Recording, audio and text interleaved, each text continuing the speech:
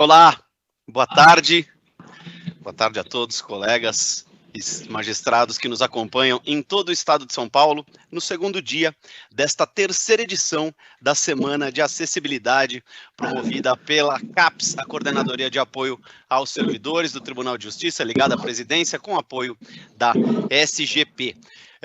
Nós teremos, eu já informei ontem e direi durante toda a semana, todas as palestras ficarão disponíveis depois nas páginas da CAPES e essas disponibilizações estarão com a tradução em Libras por um problema técnico, a gente não consegue fazer no dia, mas fica tudo disponível depois com a tradução em Libras para vocês. Hoje, sim, ontem eu não fiz isso e hoje eu vou fazer. Eu esqueci, me desculpem, de me descrever. Mas o pessoal já está mais ou menos acostumado comigo. Eu estou ficando completamente grisalho. O cabelo era enrolado e agora está ficando meio emaranhado.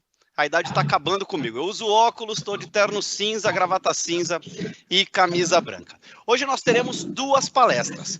A primeira delas, o tema será tecnologia assistiva. E a segunda, transtorno do espectro autista, orientações para boa convivência e possibilidades terapêuticas. Vamos lá, vamos ser em blocos, então eu vou anunciar a nossa primeira palestrante. Ao final da palestra dela eu volto e faço o anúncio, descrevo e leio o currículo da segunda palestrante. Primeira palestra, como eu já disse, cujo tema será tecnologia assistiva. Nossa palestrante é a Lilian Maria Cândido de Souza Dornelas. Ela é morena, cabelo na altura dos ombros, ela está usando uma camisa branca com algumas florezinhas e ao fundo dela, no fundo, na tela dela, está bem colorido, um painel amarelo, vermelho, branco, bem bonito. Ela é graduada em fisioterapia e mestre em distúrbios da comunicação humana.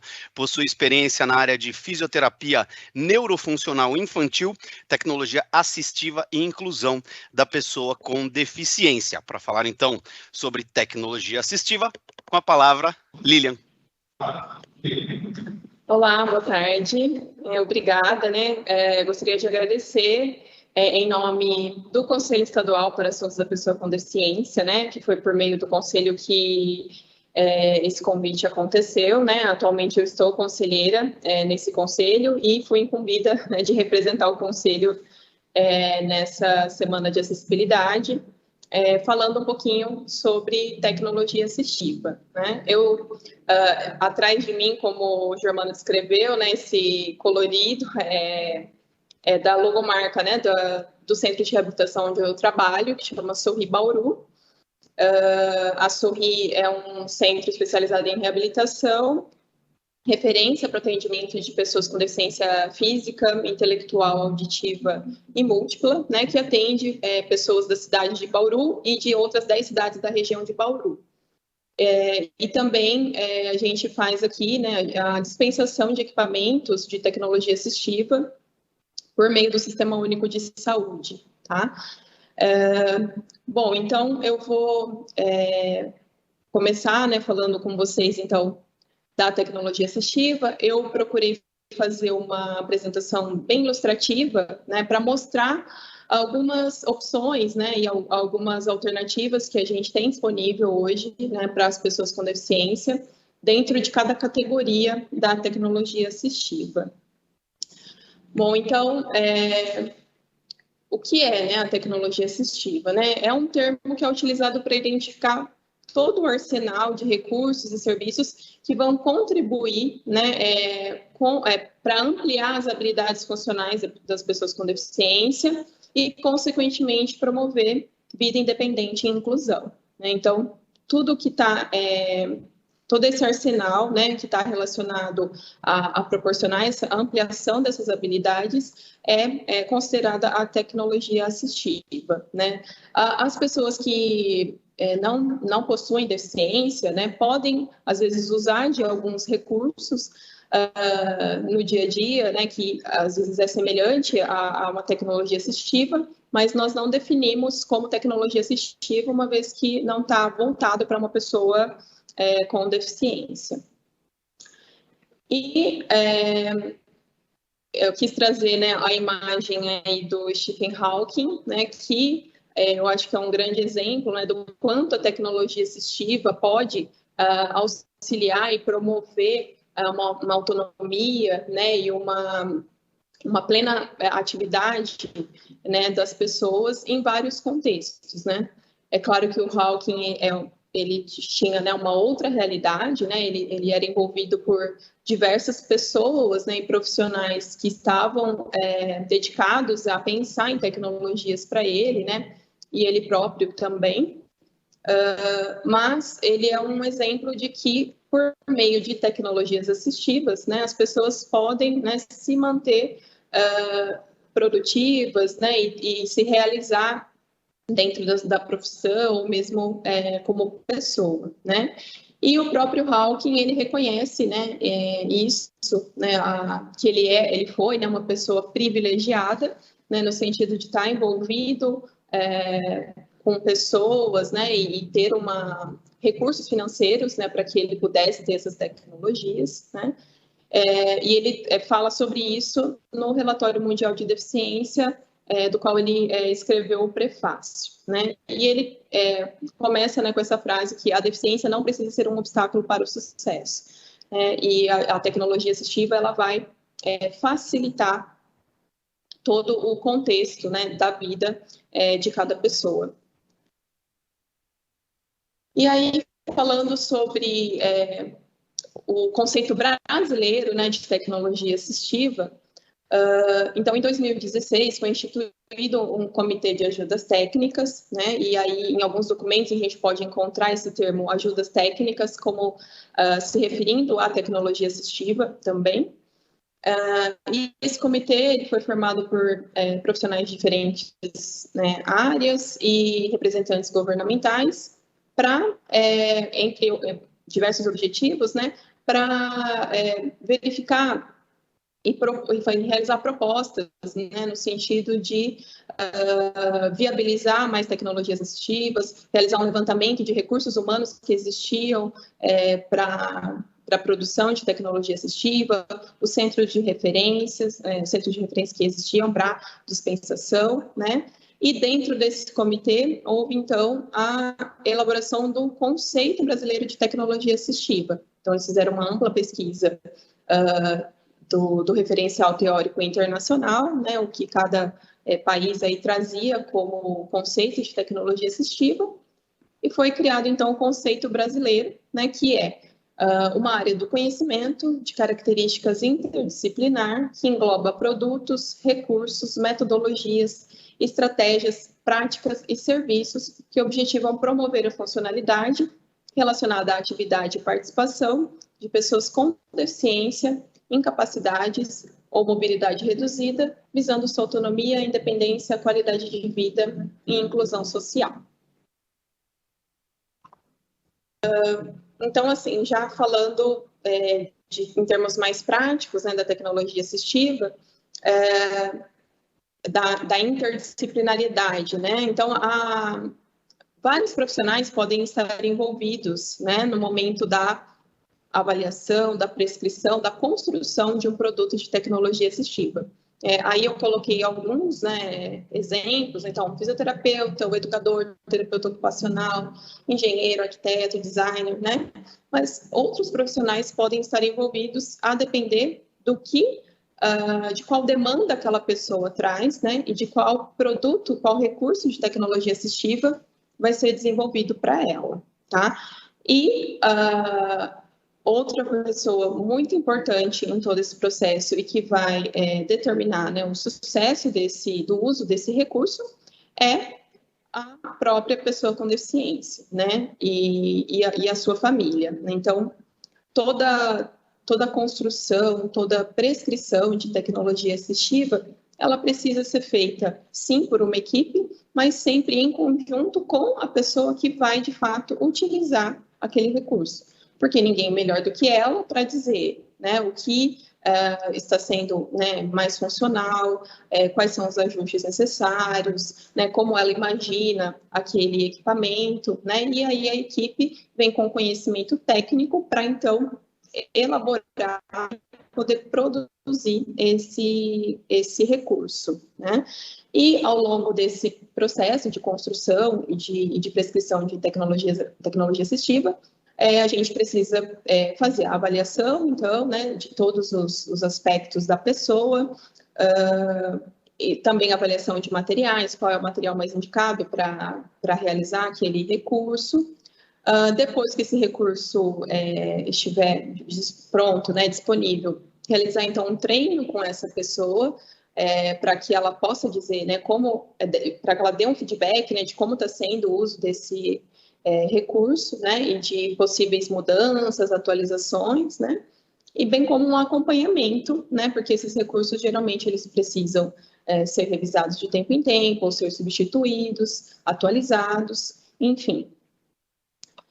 E essa participação, né, da família, esse olhar para a pessoa, né, no momento de fazer a construção do recurso de tecnologia assistiva, ele vem muito a casar, né, com o conceito trazido pela CIF, né, que é a Classificação Internacional de Funcionalidade em Capacidade de Saúde, né, uma classificação da OMS, que se baseia no modelo biopsicossocial, né. Então, quando na área da reabilitação, né, e da tecnologia assistiva, a gente vai elaborar um plano terapêutico ou pensar em algum recurso de tecnologia assistiva, a gente precisa olhar para a pessoa como um todo, né, considerando, sim, a deficiência que ela tem, mas também todo o contexto em que ela está inserida, né? Qual é o nível de atividade, de participação que ela tem no seu dia a dia, né?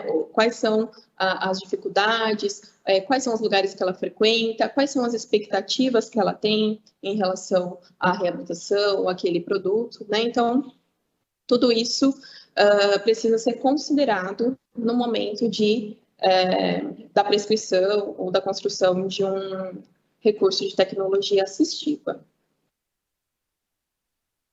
E uma outra coisa muito importante é o custo-benefício, né? Hoje nós temos no mercado diversos recursos de tecnologia assistiva dentro das várias categorias, né?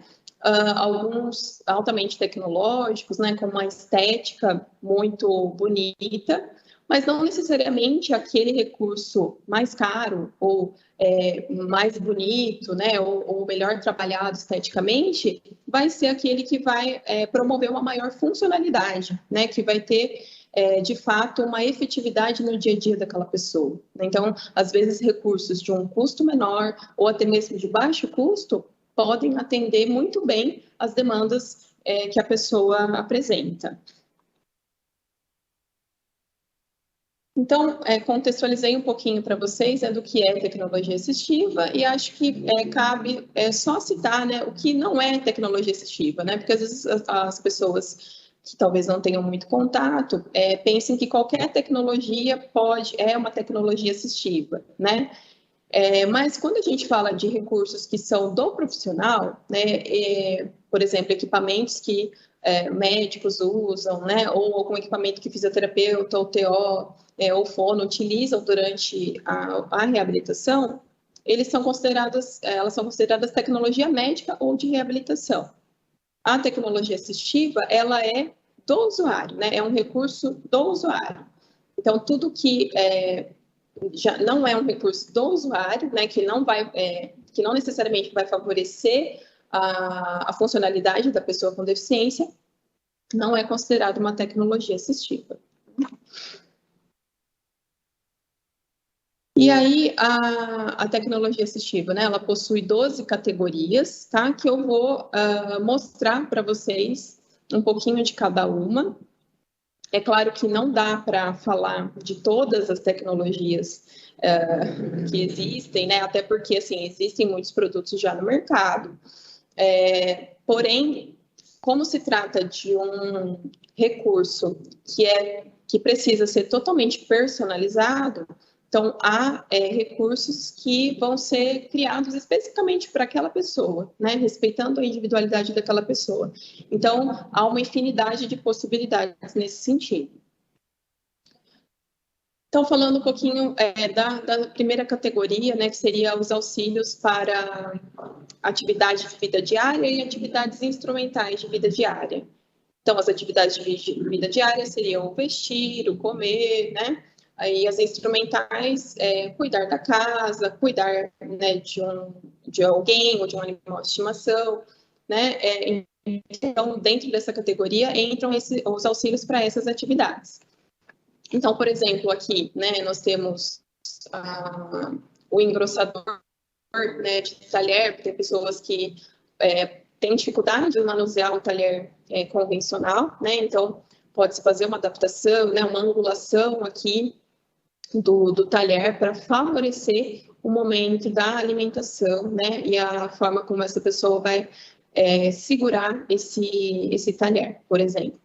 Aqui, da mesma forma, né, uma adaptação para a garrafa, né, é comum a gente ver, às vezes, copinhos, né, principalmente para crianças, né, nesse formato aqui, né, mas, no caso de pessoas com deficiência que tenham alguma limitação ou dificuldade para segurar essa garrafa, fazer a apreensão da garrafa, a gente pode adaptar de diversas maneiras, né, e essa é uma das maneiras, tá? Aqui também um prato, então a gente tem aqui uma borda, porque algumas pessoas, por questões de coordenação motora, né, ou mesmo uma dificuldade de força muscular, podem ter uma dificuldade em captar o alimento ali do prato, né, e derrubar o alimento, né, então essa adaptação ela favorece com que a pessoa consiga fazer essa alimentação, né, essa captação do alimento de uma maneira mais facilitada, né. Aqui também um exemplo de calçadeira, né, que seria para meias ou mesmo calçados, para pessoas que têm dificuldade de se abaixar ou de elevar a perna para calçar meias e sapatos, né. Temos também, né, adaptações para lápis, né, e caneta e lápis, né, para apreensão ali, para escrita, porque algumas pessoas também têm essa dificuldade, né, de fazer ali a pinça, a apreensão, né, do lápis. Então, tem várias adaptações, tá, no mercado. Aqui são alguns exemplos, tá? E aí, cada pessoa precisa ser avaliada para ser indicado o melhor recurso, né, o recurso que mais vai atender ela naquele momento. Aqui também uma adaptação para tesoura, então, às vezes a pessoa tem uma dificuldade em manusear, né, a tesoura ali para fazer o recorte, então, essa adaptação é por meio de um sisteminha de molas, né, em que a tesoura, né, a pessoa faz o movimento para recortar, e essas molinhas favorecem a abertura novamente da tesoura para facilitar a atividade. Temos também, por exemplo, as tábuas de transferência, né? Então, alguns pacientes necessitam desse recurso para fazer a transferência da cadeira para a cama, por exemplo, e vice-versa, né? Ou para outros locais em que ela for se sentar, né? Então, essa tábua, ela facilita essa transferência.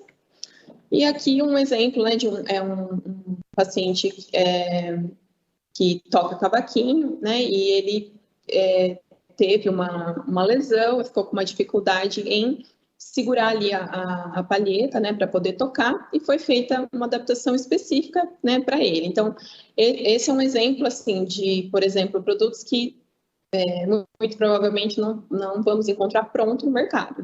Ele vai ter que ser desenvolvido, né, especificamente para essa pessoa, para atender a demanda que ele traz. Aí, falando da segunda categoria, que seria a comunicação suplementar e alternativa, né, que é utilizada, a comunicação alternativa, né, utilizada por pessoas que não se comunicam por meio da fala, né, ou que têm restrições da fala. Essa comunicação, ela é feita por meio de fichas, né, essas fichas possuem imagens, né, pictográficas, e aí a pessoa se comunica por meio da troca dessas fichas, né, ou formam sentenças, né, frases com essas fichas, tem todo um trabalho, né, da fonoaudiologia e da terapia ocupacional, né, para que essa comunicação seja instalada, né, mas é uma forma de comunicação bastante utilizada, né, principalmente para crianças, né, que tenham, e adultos também, né, mas que tenham dificuldades, né, que não se comunicam pela fala. Aqui é um vocalizador, né, então, por meio das fichas também de comunicação, né, e aí você consegue, no caso alguém da família ou o próprio terapeuta, gravar, né, do que se trata aquela ficha, né, então, por exemplo, se tiver a xícara de café, ela pode gravar, né, a pessoa grava café, e aí sempre que a pessoa quiser se comunicar, ela pode apertar a tecla ali referente ao café e o vocalizador emite, né, ou a palavra café. Aqui também já é um tablet, né, voltado para comunicação alternativa. Hoje existem aplicativos também que podem ser usados nos celulares, em tablets convencionais, né, e tem alguns tablets que são direcionados para a comunicação alternativa, né, tem esse fim. Na terceira categoria, a acessibilidade ao computador, né? Então, tem também várias possibilidades. Aqui alguns exemplos, então, a ponteira, né? Então, aquela pessoa que tem uma dificuldade em realizar a digitação, né? Ela pode utilizar dessa ponteira para, então, digitar ali no teclado.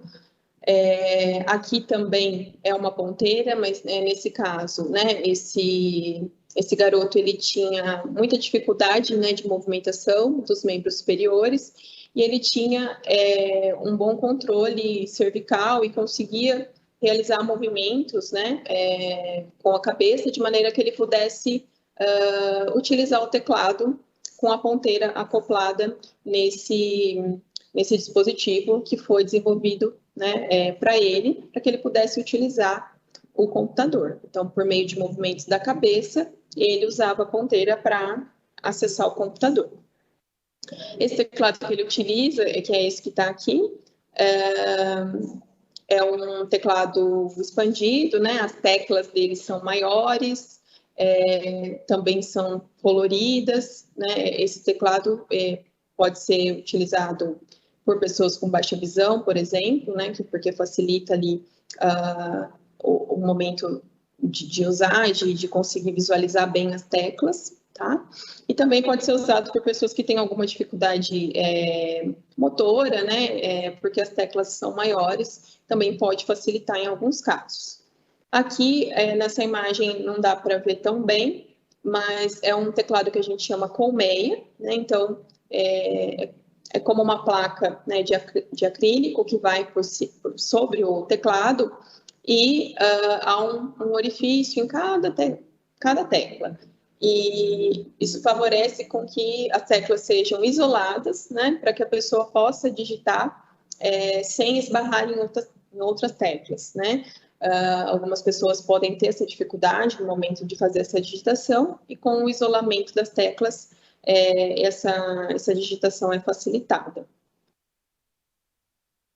Temos também adaptações para mouse, né? Então, algumas pessoas têm dificuldades para usar o mouse convencional, então são realizadas adaptações para acionadores, né, mais simples, que funcionam apenas com um toque, né, e não necessariamente com o clique ali do dedo indicador, então com o toque da mão, né, com a forma como a pessoa aciona, a gente pode trabalhar em cima disso. Então, se uma pessoa consegue acionar tocando a mão, a gente constrói um acionador dessa forma. Se ela tiver uma outra, a forma como ela vai conseguir acionar depende de um outro tipo de acionador, esse acionador também pode ser construído para ela, né?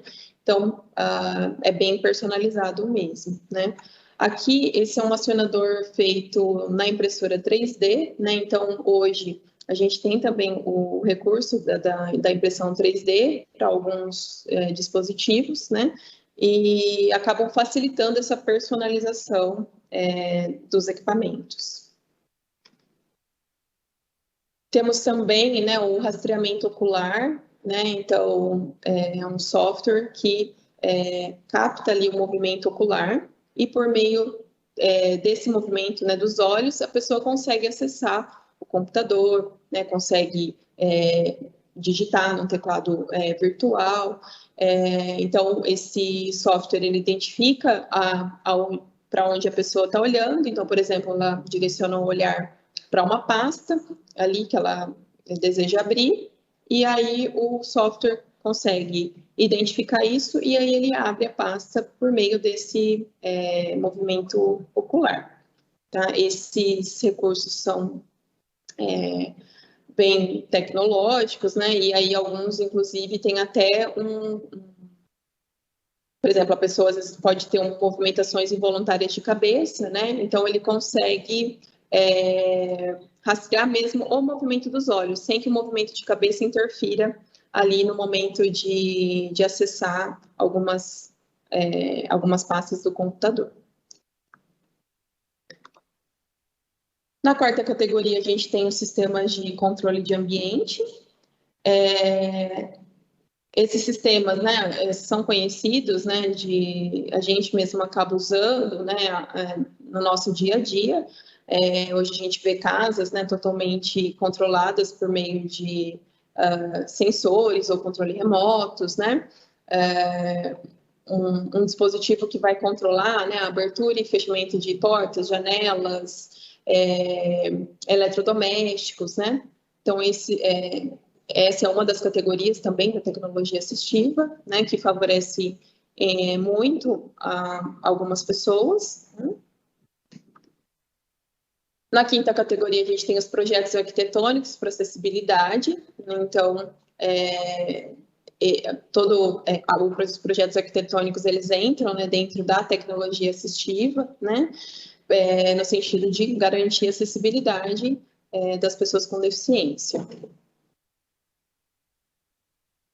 Na sexta categoria, a gente tem as órteses e próteses, né? Aqui também são alguns exemplos, a gente tem vários tipos de órteses, né? E próteses. As órteses, né? Elas são dispositivos que vão auxiliar, né? Que vão favorecer uma função, um movimento, né? Que vão permitir que um membro esteja posicionado de uma maneira mais funcional, tá? E as próteses, elas vão substituir, né, um membro e vão também promover essa funcionalidade. Então, aqui a gente tem um exemplo de uma órtese de membro superior para posicionamento, né, para manter ali a mão, né, o punho num posicionamento funcional, evitando possíveis deformidades, né.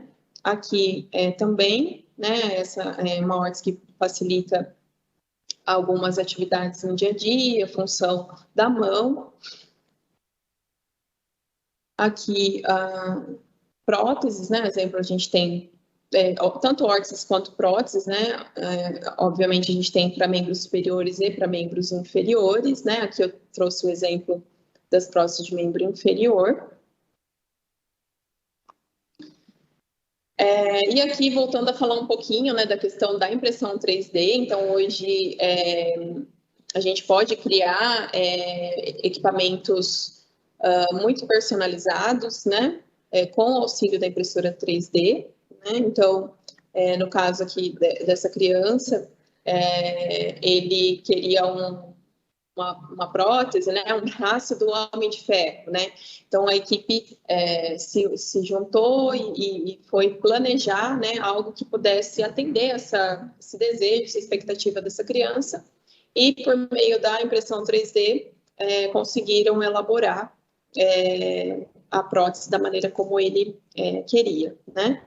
Aqui também um jovem que pediu uma prótese, né, com algumas características que ele gostaria que tivesse, também foi possível, né, fazer. Então, hoje a impressão 3D pode ser bastante utilizada tanto para personalização desses equipamentos, quanto também para protótipos, né? Na sétima categoria, temos a adequação postural, né? A adequação postural, ela visa colocar, né, fazer com que a cadeira de rodas ela seja o mais adequada, né, para aquela pessoa, para que possa favorecer um adequado posicionamento, um conforto. Então, assim, as cadeiras de rodas, elas vêm numa conformação padrão, né, de fábrica, mas ela precisa dessa adequação postural para que aquela pessoa, aquela cadeira seja realmente preparada para aquela pessoa, né? Então, aqui, na verdade, só uma imagem que representa o processo, né, de adequação. Então, o início ali de toda a adequação, os materiais que são colocados, e aqui, como sendo já um resultado final, né, a cadeira já estofada, né? Então, tudo isso é necessário quando uma pessoa faz uso de cadeira de rodas, né? A cadeira tem que ser personalizada e atender às necessidades dela enquanto posicionamento e conforto. Na 8ª categoria, a gente tem os auxílios de mobilidade, e aí entram, né, as cadeiras de rodas manuais, as motorizadas, a cadeira stand-up, né? Então essa é uma cadeira que ela permite, né, que o paciente fique em pé, então ela faz ela consegue fazer essa transição da postura sentada para em pé com o paciente. Temos também os andadores, muletas, bengalas, né? Todas entram dentro da categoria de auxílios de mobilidade. Temos também outros equipamentos, né, voltados para pessoas que tenham uma dificuldade motora um pouco mais acentuada, que necessitem de apoio de tronco, né? Então, por exemplo, um andador com apoio de tronco, né, a gente chama de transfer, outros tipos e modelos de andador, também tem vários no mercado. Os triciclos, as scooters, né, elas entram todas dentro dessa categoria.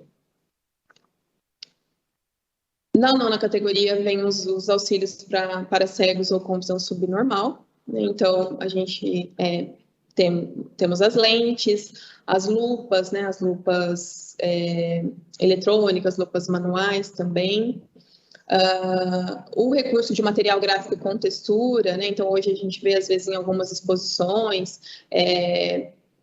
sendo colocada, né, ali a obra ali, ou que está sendo exposto de uma maneira que a pessoa com deficiência visual possa vivenciar ali aquela experiência de forma tátil, né, que ela possa, de fato, ter uma plena experiência ali naquela exposição, né? Aqui, por exemplo, um exemplo de que era uma exposição de fotos, né? E aí tinha uma representação aqui, né, em alto relevo, para que a pessoa pudesse ali tocar e sentir o que estava acontecendo na imagem da foto, né? Conseguir visualizar, vamos dizer assim, né, a foto por meio do tato, né?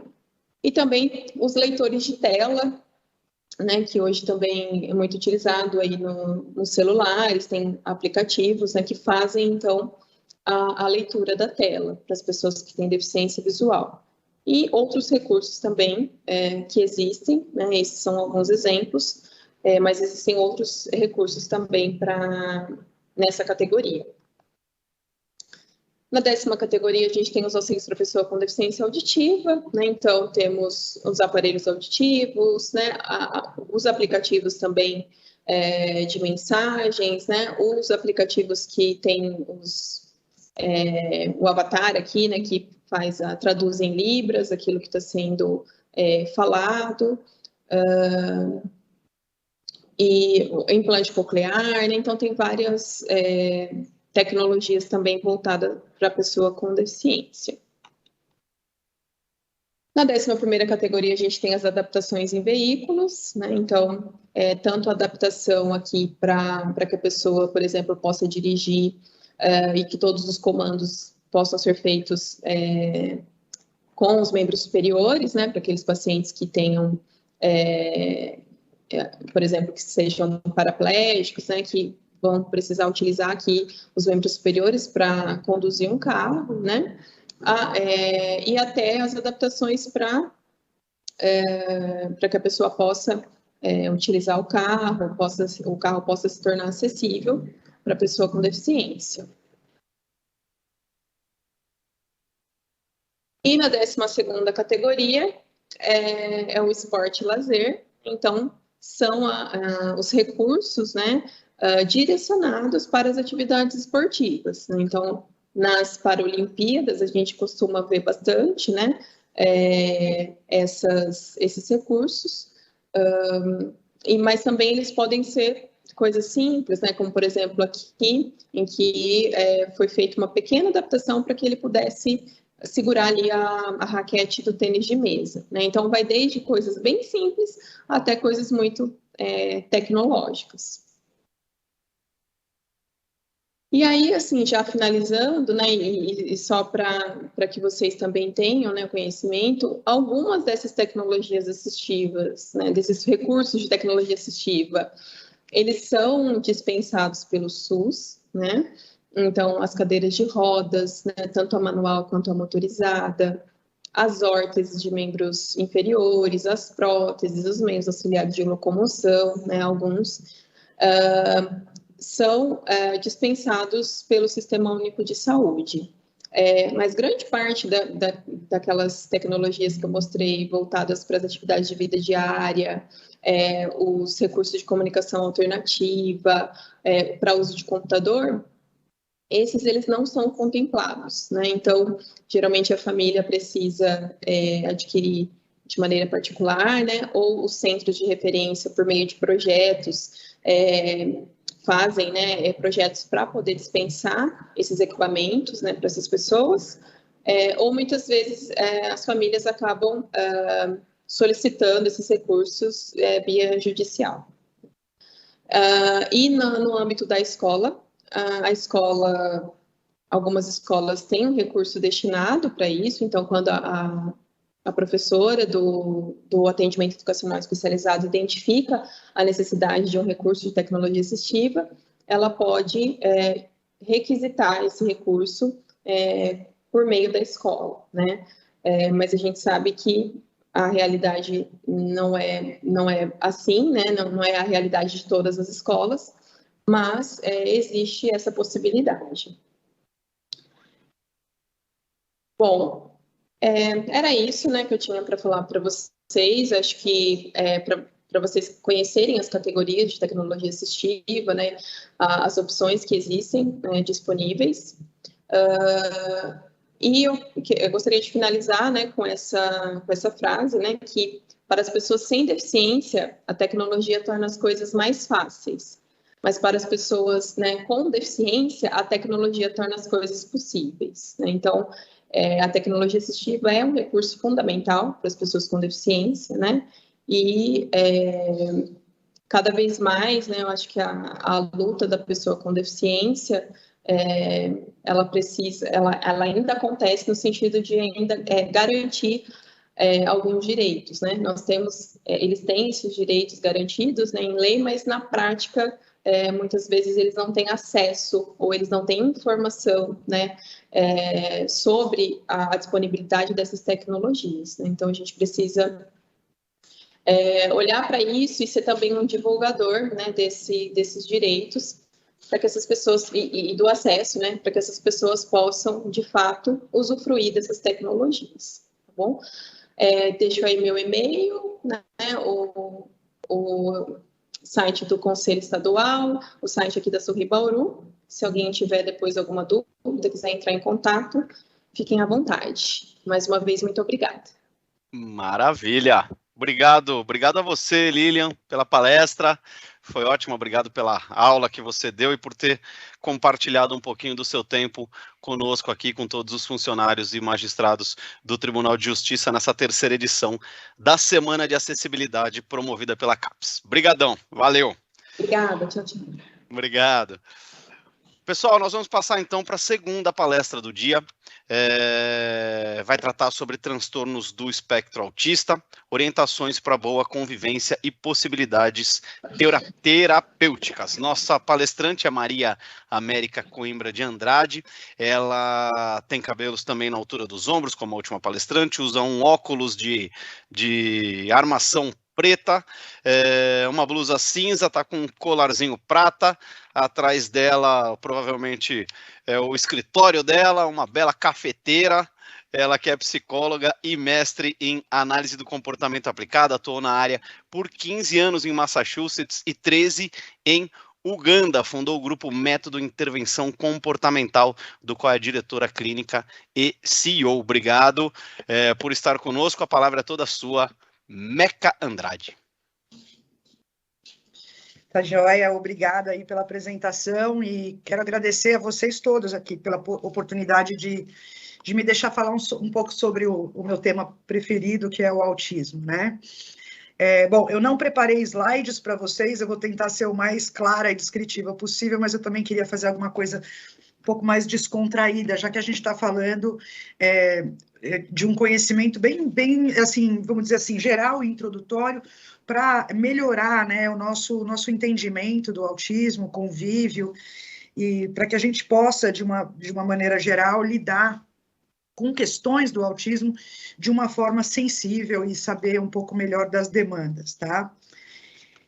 Bom, eu vou começar com uma historinha, breve, sobre o que a gente entende por autismo hoje, porque por mais que esteja, assim, na crista da onda, né, tem bastante história sobre isso, tem bastante atenção ao autismo, ainda tem muita confusão com relação ao que é, do que se trata, é uma doença, não é uma doença.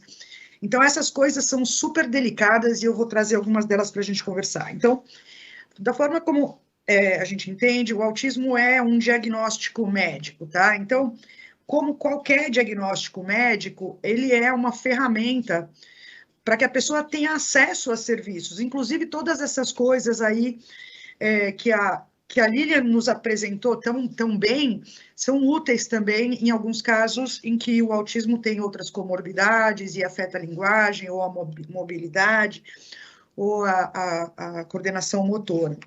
Então, o diagnóstico de autismo, ele é importante porque ele dá ao cidadão acesso a serviços, acesso à intervenção, e vai direcionar, vai informar a gente, os profissionais, sobre como tratar e como lidar, para onde ir com cada coisa. E a segunda coisa é que diagnóstico muda, historicamente muda, né? Então, o diagnóstico do autismo não é diferente. Sociedade muda, valores sociais muda, a forma como a gente encara tudo muda. E com isso, isso também aconteceu e tem sempre acontecido com o diagnóstico do autismo. O autismo é um diagnóstico relativamente novo, se a gente for pensar até em termos de transtornos e de classificação. Então, ele foi descrito pela primeira vez nos anos 40, nos Estados Unidos, e o médico que fez isso, ele descreveu lá um conjunto, acho que eram 11 pacientes deles, o primeiro paciente ainda está vivo nos Estados Unidos.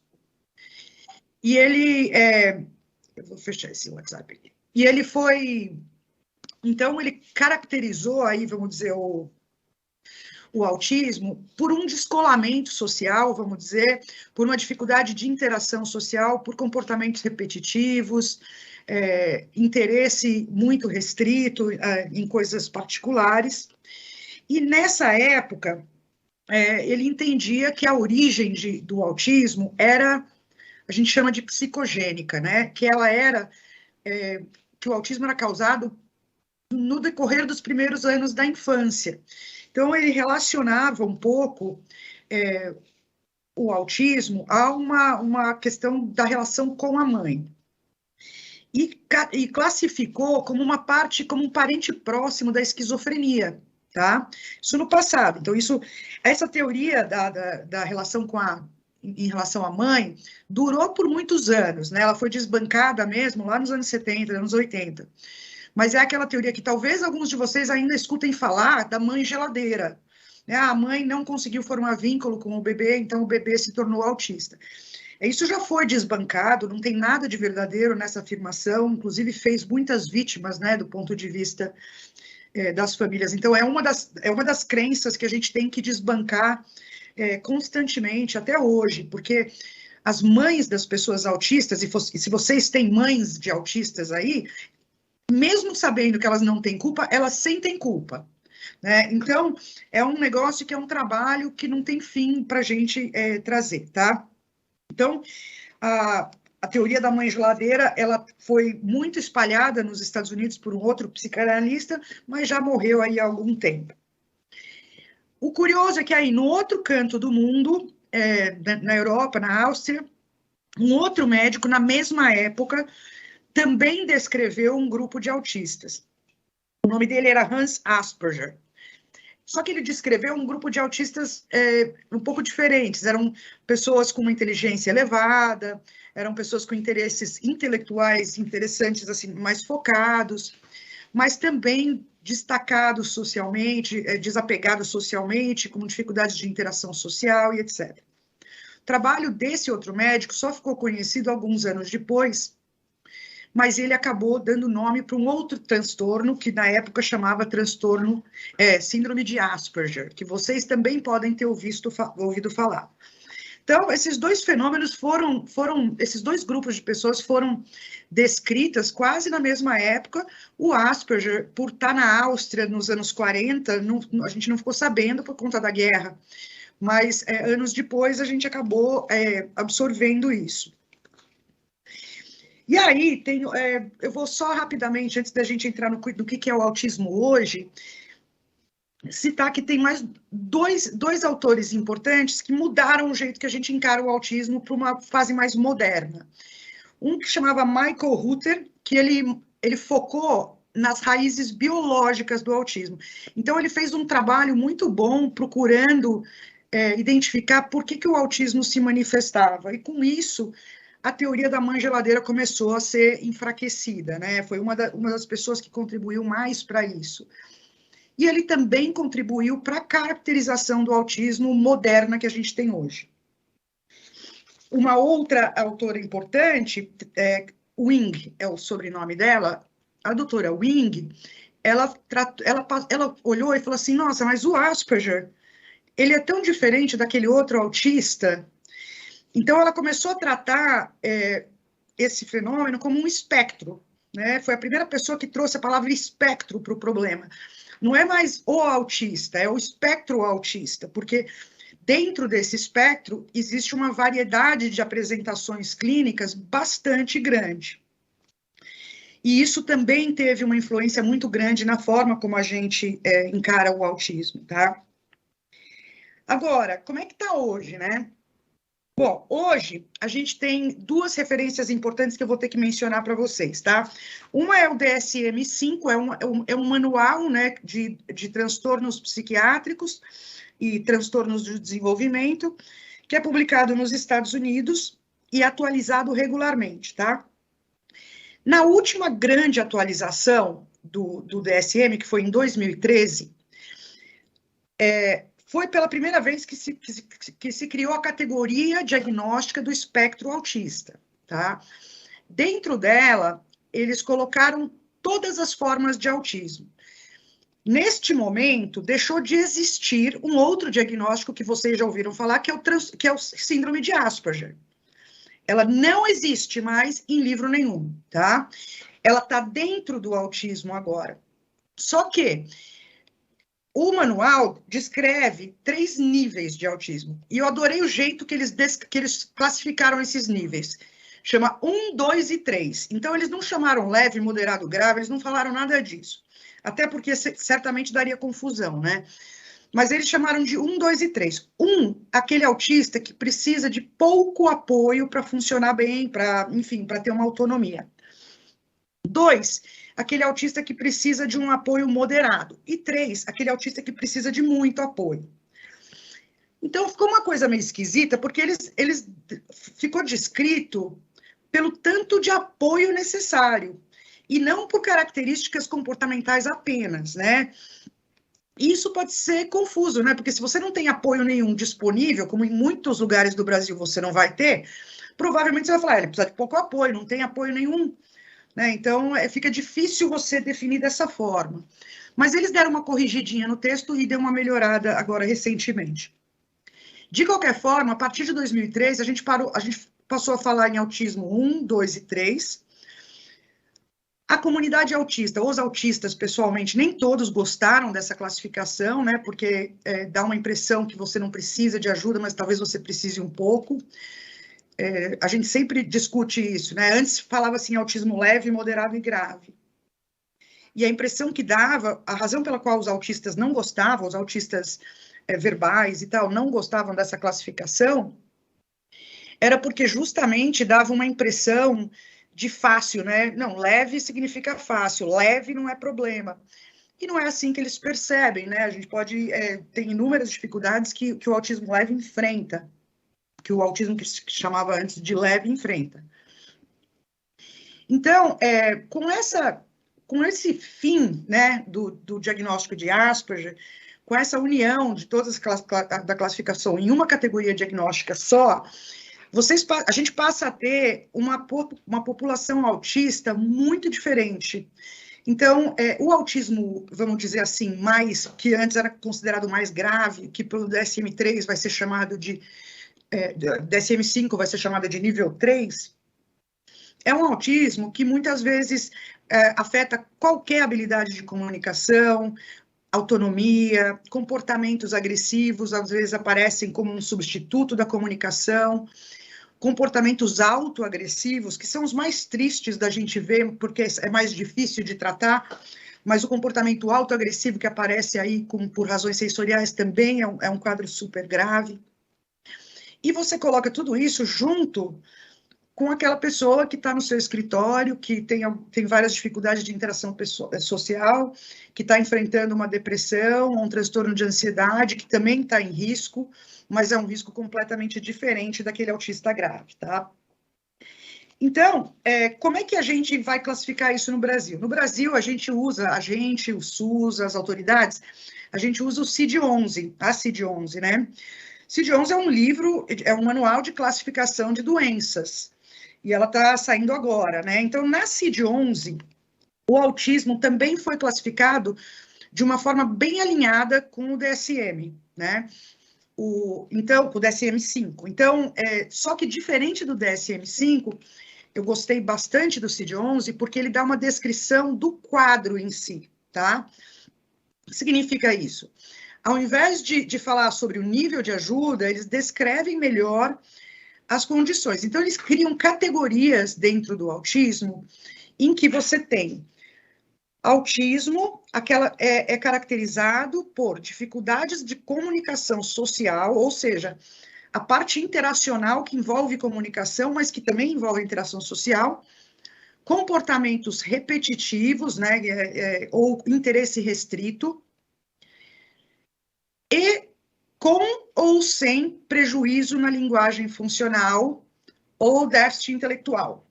Então, se a gente está pensando naquilo que antes era chamado de um autista leve, a gente está falando do autista que tem dificuldades de interação, de comunicação social, que tem interesses peculiares ou questões sensoriais, mas tem interesses peculiares, repetitivos ou restritos, mas que não tem deficiência intelectual ou prejuízo de linguagem funcional, ou seja, ele consegue pedir, consegue explicar, consegue falar, tá?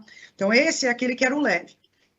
E no lado mais grave, você vai ter aquele que tem o prejuízo de interação e de comunicação social, que tem comportamentos repetitivos, que não tem linguagem funcional, zero linguagem funcional espontânea. Então, nesse caso, são aqueles casos que a gente entra com tecnologia assistida, como a colega apresentou também, né? Então, para ensinar algumas coisas, eu tenho alguns materiais aqui também, mas eles têm uma deficiência intelectual, então não adianta eu esperar que eu vá ensinar uma comunicação completamente completa, né? Então, tudo isso dentro daquilo que a gente chama de autismo. Então, hoje, quando as pessoas, né, chegam, elas precisam de intervenção, veja, a intervenção é bem variada, né? Porque o que essa pessoa que apresenta essas características de deficiência intelectual, ausência de linguagem funcional, e características do autismo, o que ela precisa é muito diferente do que a minha secretária, que é autista, precisa. Né? São coisas diferentes, mas os dois precisam. Né? Então, as dificuldades e os dramas que enfrentam são bem diferentes. Tá? Então, para ter uma ideia do que a gente está falando hoje, o número mais recente que foi levantado agora nos Estados Unidos é 1 a cada 30 nascimentos.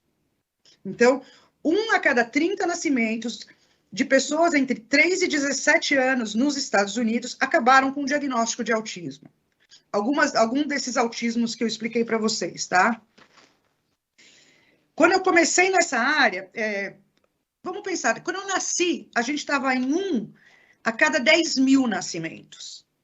E hoje a gente está 1 a cada 30.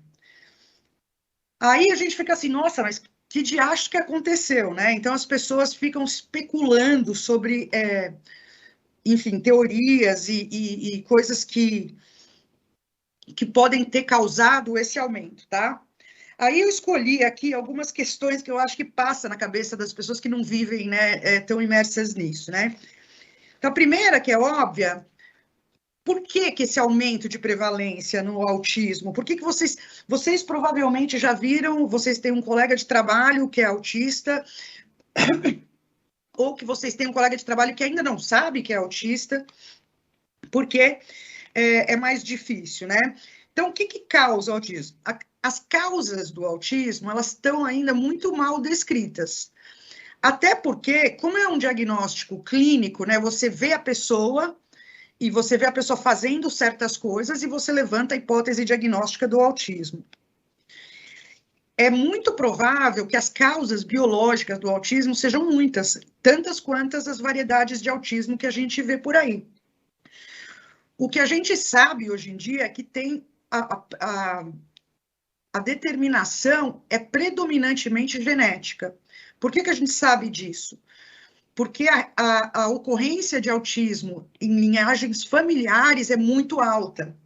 Então, se você tem um pai autista, uma mãe autista, e vocês têm um filho, a chance de ter um filho autista é maior.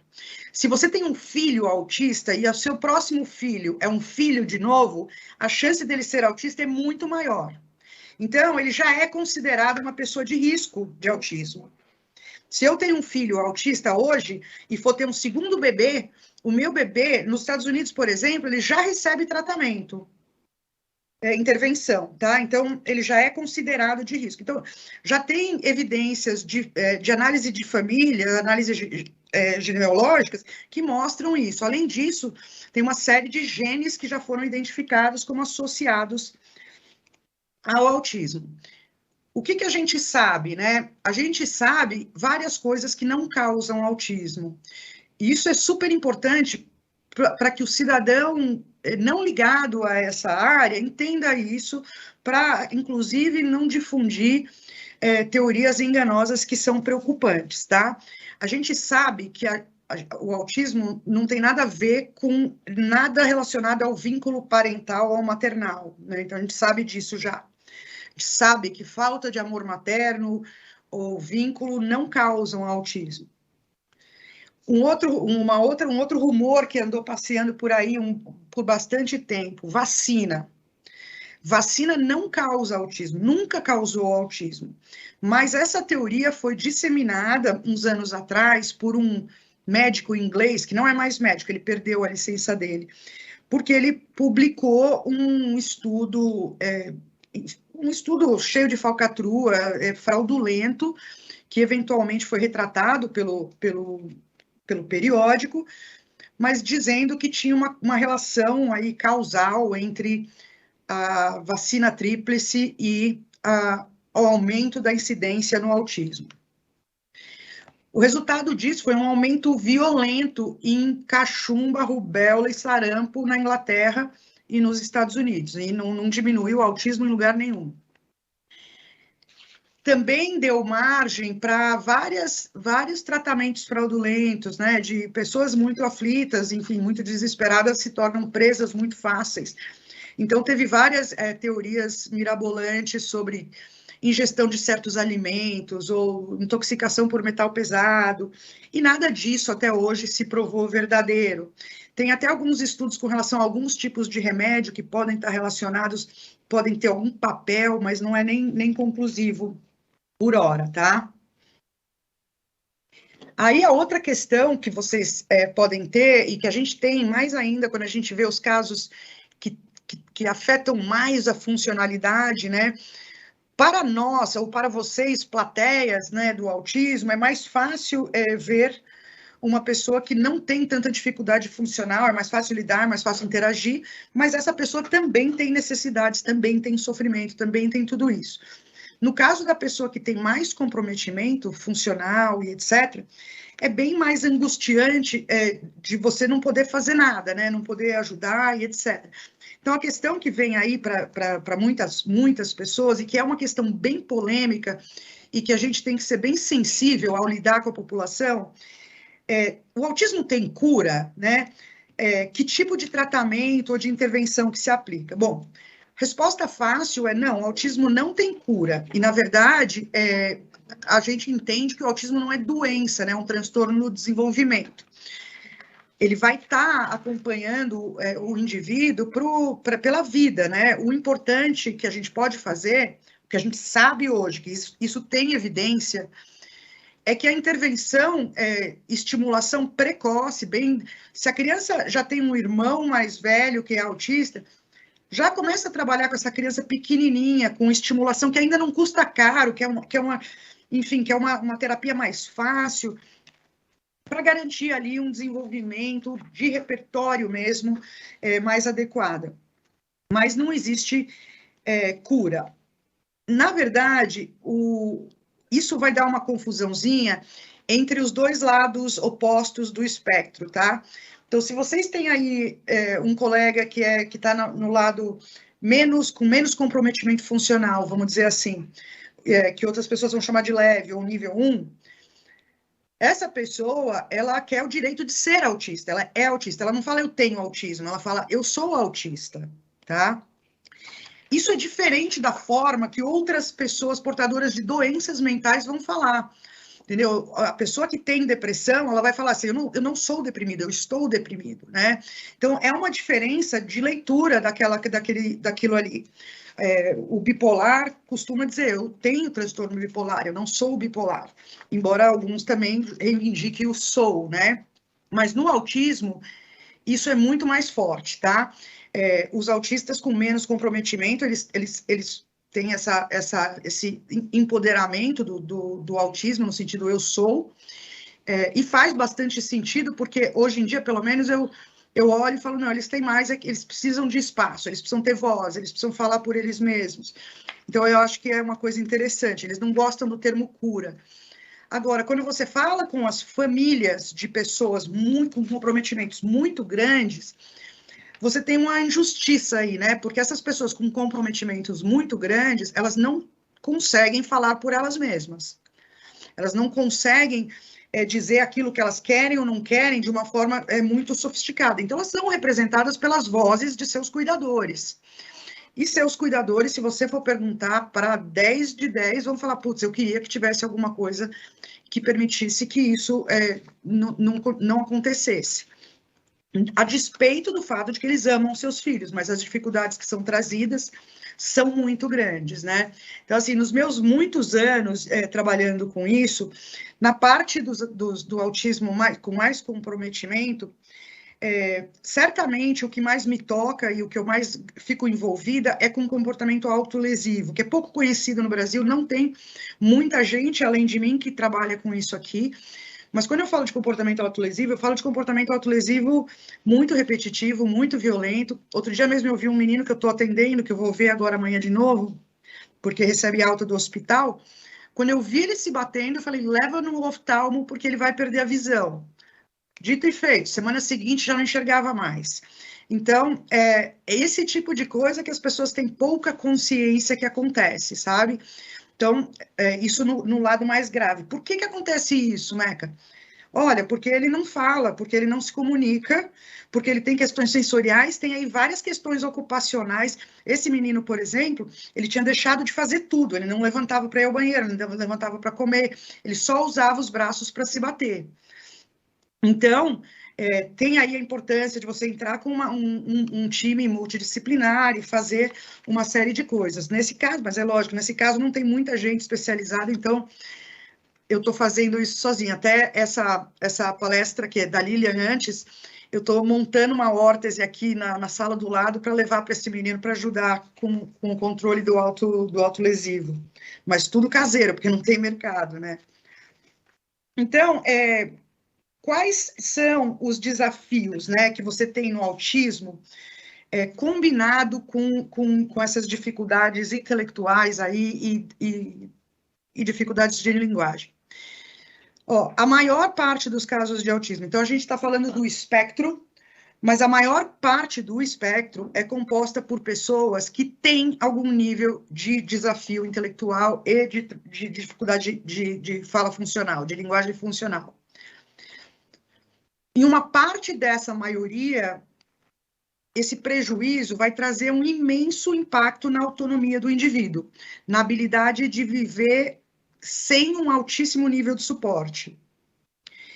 E aí, para você que não trabalha nessa área, é muito provável que você conheça alguém que tem em casa, que é responsável por cuidar de uma pessoa que tem essas dificuldades. É muito provável, né? Vamos pensar que 1 a cada 30 está sendo diagnosticado hoje em dia. Então, imagina uma pessoa que tem que trabalhar para sustentar a família, tendo em casa um jovem, um adulto que precisa de ajuda para comer, que precisa usar o banheiro, ajuda para usar o banheiro, para se vestir, que acorda no meio da noite um monte de vezes, que se autoagride ou que agride os outros quando é contrariado, que não consegue descrever um desconforto, uma dor. O que a gente pode fazer por essa pessoa? Primeira coisa que eu vou sugerir para todos é não julgar. É muito difícil a gente não julgar, mas é muito importante que a gente não julgue. Ser uma audiência não punitiva, tá? Muitas dessas pessoas se sentem super culpadas, né? Elas já se sentem constantemente culpadas e julgadas. Aquela coisa de... Assim, eu não sei dizer quantas vezes que eu escuto o relato de uma mãe falando assim, eu estava no aeroporto, ele fez isso e aquilo, só eu olhava as pessoas falando assim, se fosse comigo, não sabe educar o filho. Cansei de ouvir esse tipo de história, então se você puder não ser uma dessas pessoas, já é sensacional, né? Acho que a gente, na verdade, a gente pode até fazer mais, sabe? Se você vê alguém que você fala, pô, tem algo diferente, essa pessoa está com uma dificuldade de autocontrole ali importante, você pode ajudar.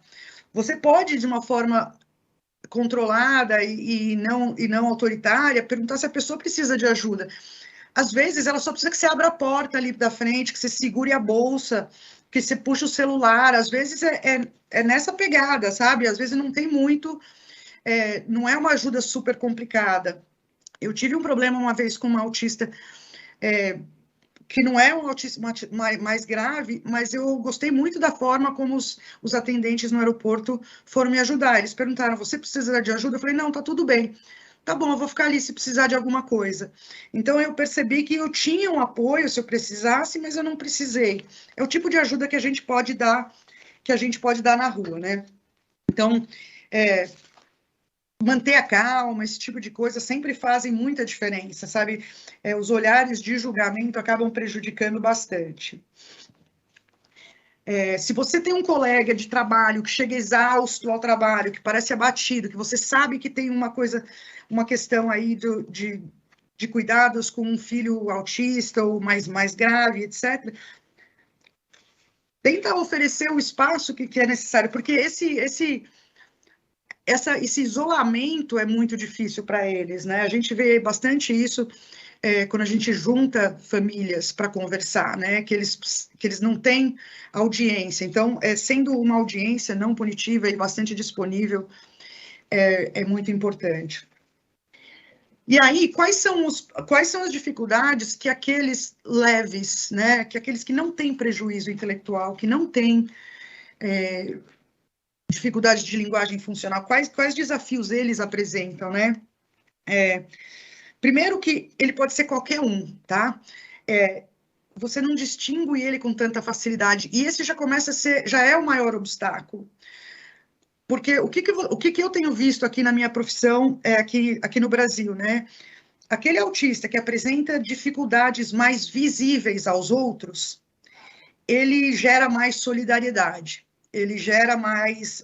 Acho que o Brasil melhorou bastante, eu fiquei 20 anos fora, né? Então, eu vejo muita diferença nas autoridades, enfim, nos serviços, em relação àquela deficiência que é mais visível. Eles têm, mesmo as crianças na escola, tendem a ser mais solidárias. Quando o autismo deles é indistinguível, é ainda mais difícil, né? Porque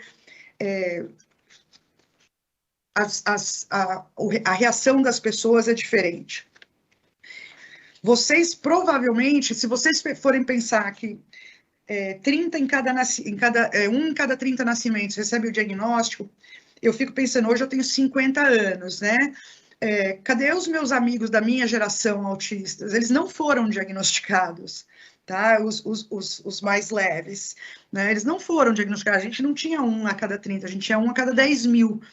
Então, esses autistas adultos estão aí entre vocês, em todos os locais de trabalho, aos seus 50 anos, fingindo que não são autistas, ou sem saber que eles são autistas, né? Sofrendo de alguma forma de outros transtornos psiquiátricos. O que acontece muito com o autista adulto leve, que não é diagnosticado, é que ele acaba sendo diagnosticado na vida adulta com algum outro transtorno. Então, transtorno bipolar é comum, transtorno de personalidade é comum, depressão, ansiedade, tudo isso isso ganha nome na vida adulta, mas é muito difícil diagnosticar um adulto autista, é muito difícil mesmo. Tem gente que não faz, eu não conseguiria fazer.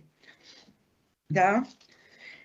Então, essa questão das comorbidades vão ser a maior preocupação que você vai ter com um autista adulto sem prejuízo intelectual. E aí, já para entrar aí mais numa parte mais conclusiva, eu queria falar um pouquinho sobre os termos, sobre as palavras que a gente tem escolhido falar e não falar, porque acho que isso é importante para vocês em termos de como tratar, né? A primeira coisa que eu sugiro, que eu sempre falo, não fala isso, tadinho, né? Tadinho ninguém aguenta, tá? Então, assim, a família fica abalada, o indivíduo pode ficar abalado. Muitas vezes, diante de uma determinada situação, você pode sim ter sentimentos, né, de putz, que barra, mas o tadinho dá uma diminuída aí que causa uma certa... causa um certo mal-estar. Por mais que haja uma estranheza, que você possa sentir uma estranheza, procure não transformar isso em pena, né? A outra, que principalmente a comunidade autista mais ativista, né? Elas sempre me falam, aliás, essa a gente vê bastante, nossa, nem parece. Tá? Então, lembrando, o autismo, até diferente de outras condições, o autismo não tem um aspecto, né? Pelo contrário, se você vai ver uma criança autista, tem sempre um olhar super profundo, tem uma coisa, né? Então, você até tem um charme ali, mas o nem parece também é um rótulo bem prejudicial. O mais problemático de todos, que vocês devem ver, às vezes, nos noticiários, é o erro que já foi cometido até aí por grandes autoridades aí do nosso magistrado, de usar a palavra autista como adjetivo. Então, a gente não usa a palavra autista como adjetivo de um comportamento de alguém, né? Então, esse erro tem sido cometido por políticos, por pessoas públicas, por artistas em várias situações, e a gente procura combater isso de todas as formas possíveis, porque o autista é o autista e não é um adjetivo para outras coisas. E aí, alguns termos que podem causar confusão, né? Tratamento. Tratamento, eu gosto do termo tratamento, eu acho que todas as pessoas, né, não é só os autistas, se beneficiam de algum tipo de tratamento em algum momento da vida, não tem problema com o termo. Mas muitos autistas mais ativistas vão se ofender com isso, porque ele sugere que uma leitura do autismo como sendo uma doença. Então, a gente procura evitar isso. E aí, a diferença grave e leve. De novo, a distinção grave e leve, ela não é bem aceita, principalmente pelo lado dos autistas ditos leves, no sentido de não terem deficiência intelectual ou comprometimento de linguagem. Isso porque dá uma impressão de que eles não precisam de ajuda, e essa impressão está errada, né? O autista que não tem deficiência intelectual, ele também enfrenta um monte de desafios, principalmente no início da adolescência, quando começa a sofrer bullying, quando começa a ser excluído do rolê, quando começa a ter problemas dessa natureza, e aí as coisas vão se empilhando para entrar na vida adulta com uma série de dificuldades. Então, são outras dificuldades, mas elas existem, né? Pessoal, para concluir, eu só queria desbancar alguns mitos, né? São 2 mitos que eu acho que as pessoas têm. Um todo autista é gênio, ou autistas são gênios, né? Ou tem alguma super habilidade. Isso não é verdade. Não é todo autista que é gênio, que tem super habilidades, e nem é a maioria, tá? Alguns demonstram um desempenho espetacular em uma área, ou em mais de uma área, são extraordinários, né? Eu conheço vários, mas a maior parte dos que eu conheço não apresentam. E a questão é muito o nível de interesse que eles têm nas coisas, né? Vou dar um exemplo recente, um adulto que veio me procurar, e que eu achei que era autista mesmo, falou para mim assim, ele me contou que ele aprendeu 4 línguas, inclusive um austríaco tribal, antes dos 5 anos.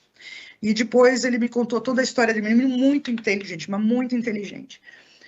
E eu falei, olha, eu acho que você é autista com altas habilidades. Ele falou assim, imagina altas habilidades, eu me esforcei demais para aprender aquelas 5 línguas, entendeu? Aos 5 anos. Então, assim, eles até podem não reconhecer, mas o nível de interesse que eles têm é muito grande, de empenho, a resiliência. Alguns deles, de fato, desenvolvem um super repertório. E isso acaba sendo um fator de proteção.